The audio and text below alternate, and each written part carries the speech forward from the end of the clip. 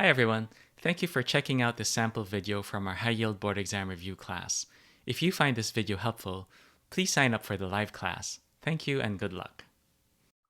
So one of the high yield concepts to know for legal principles is confidentiality.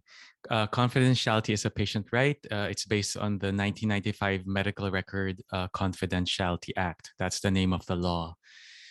One thing to always remember is that confidentiality rules or laws may actually be different when it comes to pediatrics or teenage clients, and that it varies a lot from state to state. So, for example, in one of the states where I work, which is California, information regarding reproductive health, contraception, STD testing, those are all considered confidential, and it's not that easy or even allowed to share that with a parent or a guardian. However, in other states, that may not be the case. In about 18 states in the country, it's actually totally fine. You're actually allowed to share reproductive health information with a parent or guardian. So when you have a question that on the exam that involves confidentiality and a teenager, and they're asking a question on whether or not you could breach confidentiality in that situation, the answer may not actually be a yes or no. The answer might be to consult the state laws with regards to confidentiality and teenagers. Okay, so just remember that. I think one of the most high yield ways to study confidentiality for the exam is actually to learn the exceptions. So the first exception is if there's a risk for harm to self or others. So I think that's pretty self-explanatory. If that risk exists, then you have leeway in breaching confidentiality. In fact, when the risk involves others, we have given it a name. It's called the Tarasoff rule. It's named after a court case in California in the 1970s.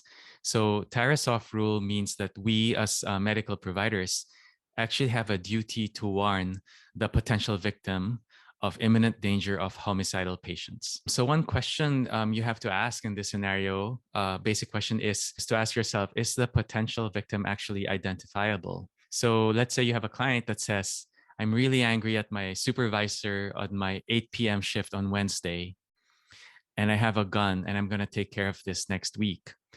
Well, in that situation, you really have to think hard whether you actually apply the Tarasoff rule in that situation, because there is a gun, there is a threat, and you could identify the potential victim in that situation. You may also come across a question where you can tell they're asking about Tarasoff, and there's like two answers that are very close, two potentially reasonable answers to the question.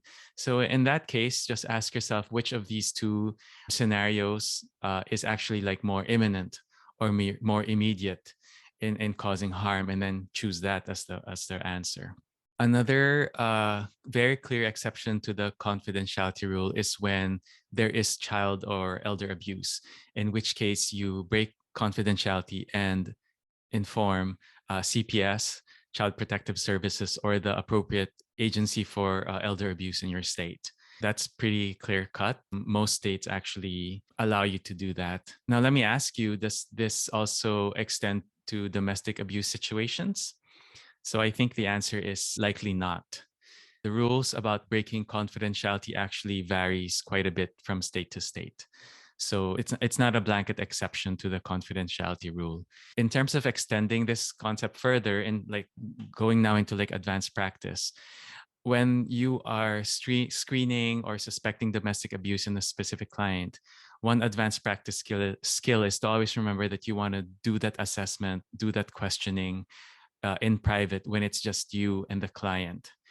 For example, you don't want to be screening or asking this question when the perpetrator or potential perpetrator is also in the same room, because even though you ask the question and the client gives you the right answer by saying they feel safe at home, their body language could give them away, or the perpetrator interprets their body language as giving their secret away, and when they go home, the perpetrator can actually punish the client for giving away their secret. So just be very mindful about interviewing or assessing for domestic abuse. Okay, so that's more of an advanced practice skill to keep in mind. The other exceptions to confidentiality is releasing information to attorneys in the course of litigation, releasing records to insurance companies, and also answering court orders or subpoenas or summonses. And then the other category for exceptions to confidentiality is actually mandatory reporting. So we are medical providers. We are mandatory reporters in all states. Examples of mandatory reporting usually involved infectious diseases such as tuberculosis or certain STDs. The things you actually have to report per state may vary, but the concept of mandatory reporting actually applies to all states. So keeping on this like confidentiality theme, let's try to see how we could kind of apply this in like advanced practice scenarios. So one potential question they may ask is that when you're working with teens, it's actually good advanced practice to discuss the concept of confidentiality. It's good to discuss what may or may not be shared with the parent or the guardian, because that actually helps build the therapeutic alliance or the therapeutic relationship.